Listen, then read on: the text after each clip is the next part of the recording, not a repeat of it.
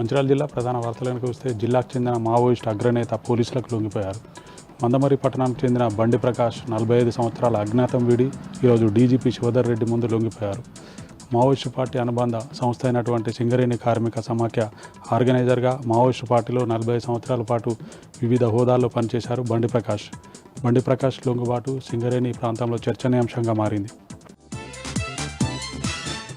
Police అమరవీరుల సంస్మరణ వారోత్సవాల సందర్భంగా మంచిర్యాల మున్సిపల్ కార్పొరేషన్ పరిధిలోని నస్పూర్లో గల సిసిసి కార్నర్ నుండి ఐబీ చౌరస్తా వరకు పోలీసుల ఆధ్వర్యంలో సైకిల్ ర్యాలీ నిర్వహించారు. ఈ కార్యక్రమంలో డీసీపీ భాస్కర్తో పాటు ఏసీపీ ప్రకాష్, పలువురు పోలీసు అధికారులు, సిబ్బంది, విద్యార్థులు పాల్గొన్నారు.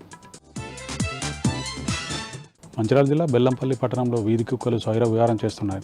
తాజాగా ఈరోజు హనుమాన్ బస్తీలో పాలమ్ముకుంటున్న లక్ష్మి అనే వృద్ధురాలపై వీధి కుక్కలు దాడి చేయడంతో తీవ్ర గాయాలయ్యాయి. దీంతో తీవ్ర రక్తస్రావం ఏర్పడింది. స్థానికులు ఊటావుట్టిన వృద్ధురాల్ని ప్రభుత్వ ఆసుపత్రికి తరలించారు. మున్సిపల్ అధికారులు వీధి కుక్కలను తరలించాలంటూ స్థానికులు కోరుతున్నారు. కొమరంభీం ఆసిఫాబాద్ జిల్లా ప్రధాన వార్తలను చూస్తే కాగజ్నగర్ పట్టణంలోని సిర్పూర్ పేపర్ మిల్లులో ఉత్తర భారతీయులు చెత్ పూజలు ఘనంగా నిర్వహించుకున్నారు. ఈరోజు సూర్యోదయానికి ముందే ఎస్వీఎం క్రీడా మైదానంలో సూర్యభగవాన్కి ప్రత్యేక ప్రార్థనలు చేశారు మహిళలు. ఈ చెత్ పూజల కోసం సిర్పూర్ పేపర్ మిల్లుకు సంబంధించిన జేకే మిల్ యాజమాన్యం అన్ని ఏర్పాట్లు చేసింది.